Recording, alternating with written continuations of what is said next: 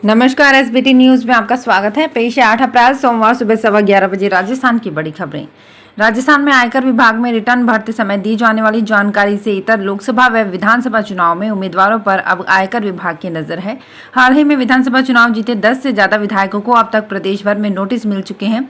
इन विधायकों में 6 भाजपा और 4 कांग्रेस से हैं। ये नोटिस भारत निर्वाचन आयोग के नियमों का हवाला देते हुए दिए गए हैं। इनमें से किसी से 8 तो किसी को 15 अप्रैल तक जवाब पेश करने को कहा गया है। इन नोटिसों के बाद उन विधायकों में खलबली मची है जिन्होंने आयकर विभाग में रिटर्न भरते समय दी गई जानकारी से संपत्ति या आय को लेकर अलग जानकारी दी है। नोटिस जिन विधायकों को मिले हैं उनके मुताबिक नोटिस में कहा गया है कि वे स्वयं कार्यालय में उपस्थिति देवें और कार्यालय अधीक्षक की ओर से अनुमति नहीं दिए जाने तक नहीं जा सकते।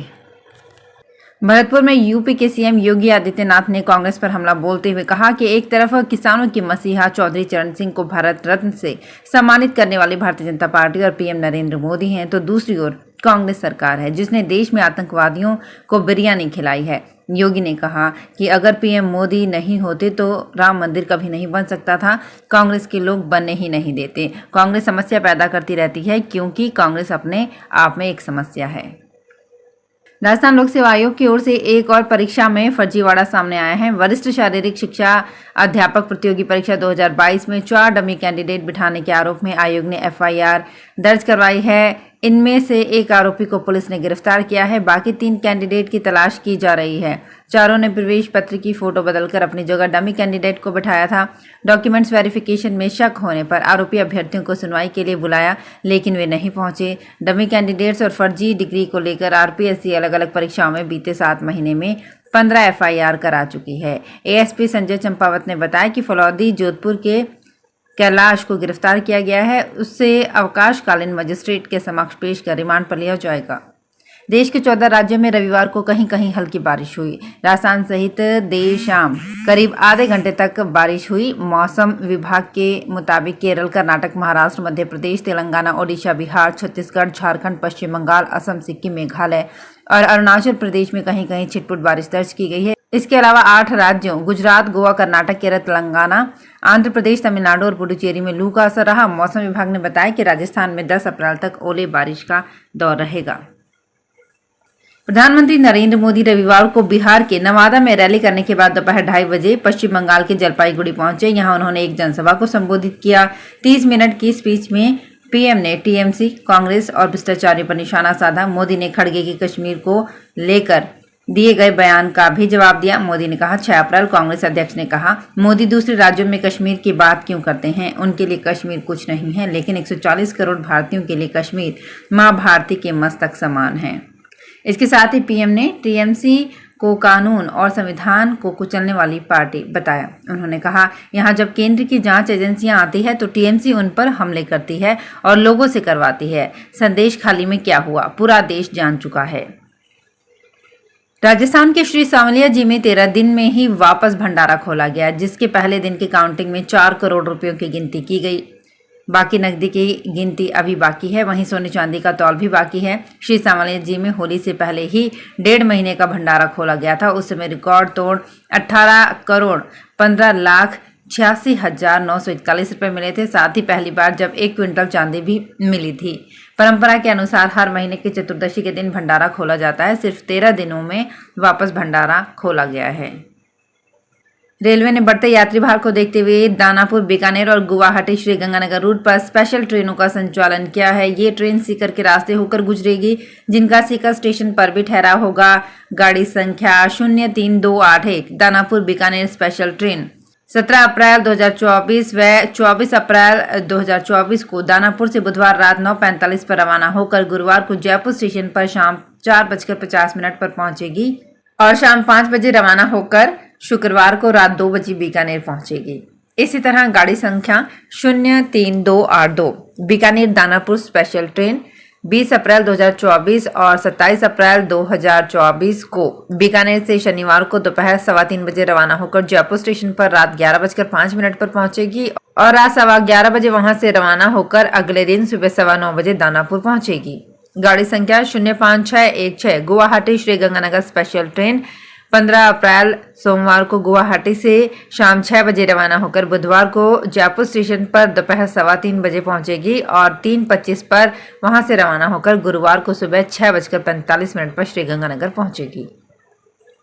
राजस्थान की नागौर लोकसभा सीट से बीजेपी की प्रत्याशी ज्योति मिर्धा ने हनुमान बेनीवाल पर बड़ा बयान दिया है। ज्योति मिर्धा ने इनाणा गांव में कहा कि हनुमान बेनीवाल और मेरे लोकसभा में उपस्थिति किसकी ज्यादा है ये देख लें। अगर हनुमान बेनीवाल की मेरे से ज्यादा लोकसभा में उपस्थिति होती है तो मैं इनाणा गांव के मंच पर सर मुंडवा लूंगी, और अगर मेरी उपस्थिति हनुमान बेनीवाल से ज्यादा हुई तो हनुमान बेनीवाल अपना सर और दाढ़ी इस मंच पर मुंडवाए।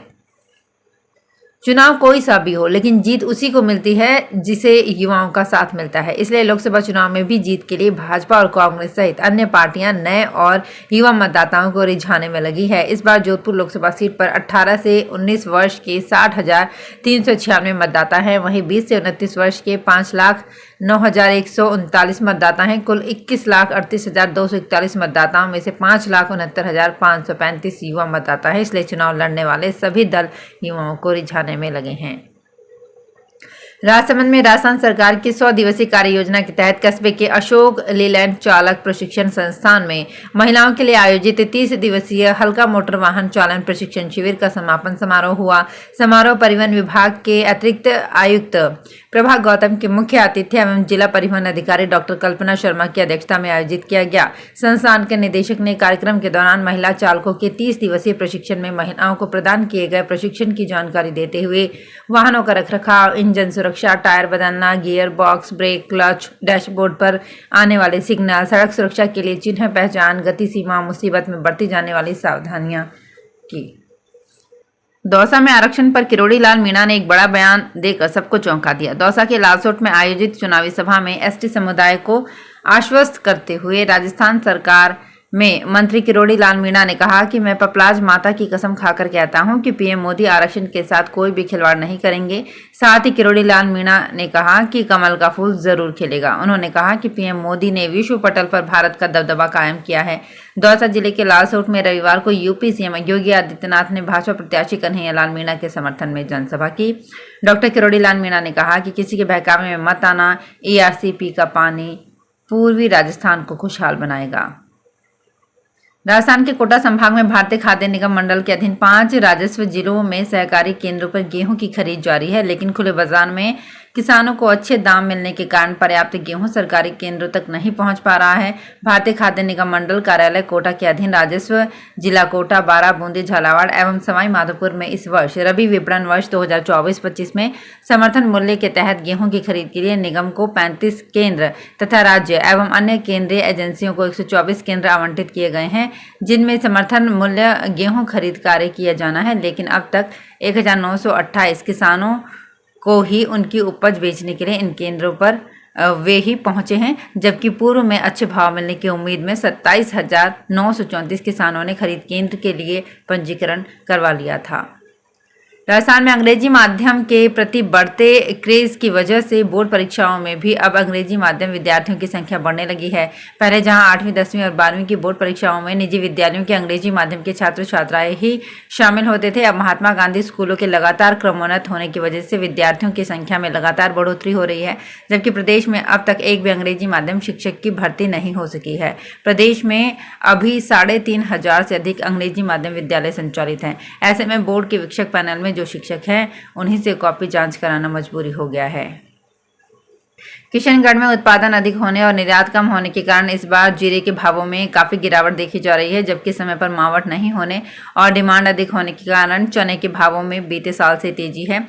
हालांकि अपनी उपज के अच्छे भाव मिलने से किसानों के चेहरे भी खिले हुए हैं और कारोबार अच्छा रहने से व्यापारी भी खुश हैं। सवाई माधोपुर शहर में अब पार्षदों की ओर से बताई जाने वाली प्राथमिकताओं के आधार पर विकास कार्य कराए जाएंगे। इसके लिए सिस्टम में बदलाव किया गया है, साथ ही बाकायदा कार्यवाही की जाएगी। इसके तहत पार्षदों की ओर से आयुक्त या सभापति को कार्य की प्राथमिकता सौंपी जाएगी। इसके बाद उसका तकमीना बनवाया जाएगा। इसके बाद ही कार्यादेश जारी किया जाएगा। हालांकि आगामी वित्तीय वर्ष के वार्षिक दर निविदा आचार संहिता से पहले पूरी हो चुकी है, लेकिन कार्य की शुरुआत आचार संहिता के बाद ही की जाएगी। तो फिलहाल इस बुलेटिन में इतना ही। फिर हाजिर होंगे कुछ और बड़ी खबरों के साथ। अगर आप भी अपने आसपास की छोटी बड़ी और महत्वपूर्ण खबरों से अपडेट रहना चाहते हैं तो सब्सक्राइब कीजिए हमारे चैनल एसपीटी न्यूज को और प्रेस कीजिए बेल आइकन पर